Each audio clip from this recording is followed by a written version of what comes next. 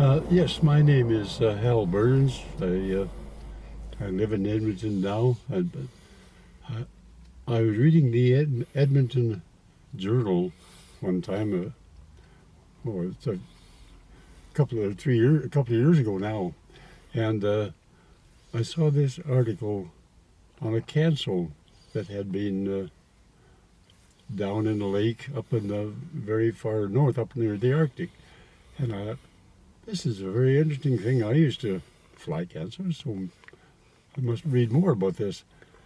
I read down through it and I came across this number 11094. I know that number. So I got my logbook out and checked back, and sure enough, there was 3 flights. I found 3 flights that I had on this plane. So I thought, well, this is getting more interesting by the minute. So I phoned the journal and found out what the connection was.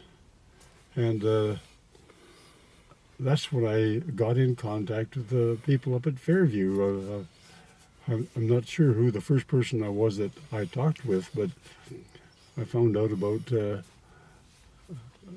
this plane that had been used for force fire, I believe, force fire use. So I checked into it a little bit further and found out that it was being rebuilt, brought back to serviceable condition again, and it's still under that operation.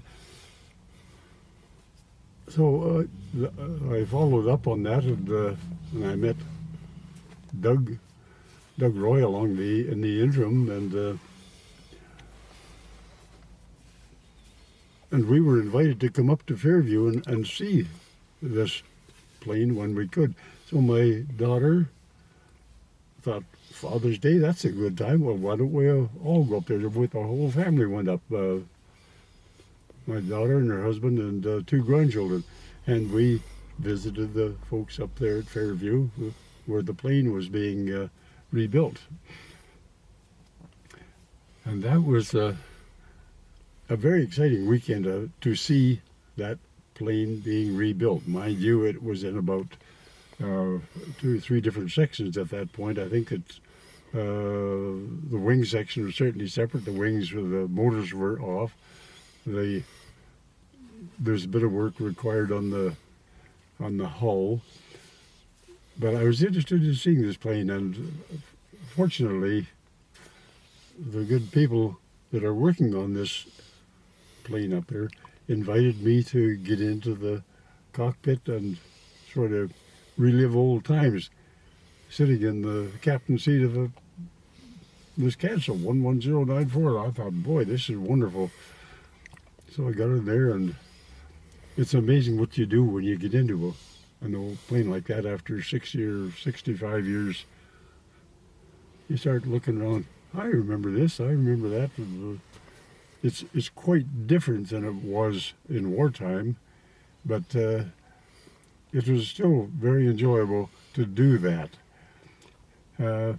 Now we had, while we were up there, we had the CBC, camera crew, radio crew, they were there under invitation for purposes of recording what was going on there to this weekend. And that turned out to be very beneficial. The people from CBC were very, very good to us, and we got a total rundown of what's going on, how the plane was brought out from the Arctic, which is a very big story in itself, of which I had nothing to do with.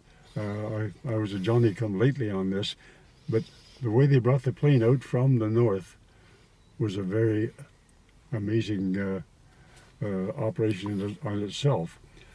But the CBC did a good job of interviewing us and showing the connection between myself. I think that was really one of the purposes of it, to show the connection between me and this airplane. Well, the CBC did a wonderful job of that, And there are several programs that are that are available on the CBC now to depict what went on at that time, as best I remember them.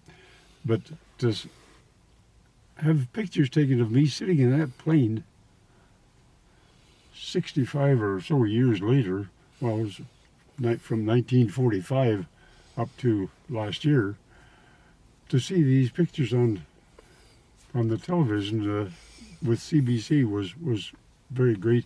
And it's amazing how many people have seen that all over the place. You know, it's not just in Edmonton, all over Canada, wherever the CBC put on that particular clip of show.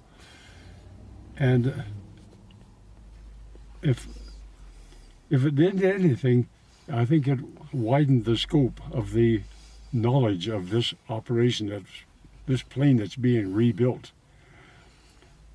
I think the CBC did a real good job of it, thanks to the folks in Fairview getting us all together at the same time with the airplane. And this has really done a lot. I feel as if I've ever done anything to help this group of people up in Fairview, I hope that little weekend up there did a whole lot to do it, to help it. I've been keeping track of this operation through Doug Roy and Don Reed for ever since. But I'm in the process now of moving out of Edmonton. I'm moving out to, with my daughter and family, out to Victoria. So I'll be a little bit further removed from this operation, but I'm hopeful that some of the folks, particularly Doug, will be able to come out to Victoria and visit me out there. I'm sure that I hope they will look me up again there and keep me posted on what's going on with this airplane.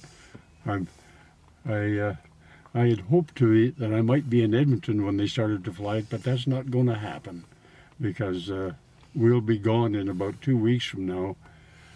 So I do not want to lose contact with this operation because I find it very unique that a plane like this can be resurrected, a plane that I flew during the war out of Reykjavik, Iceland. And I hope that I can maintain contact with it. Thank you very much.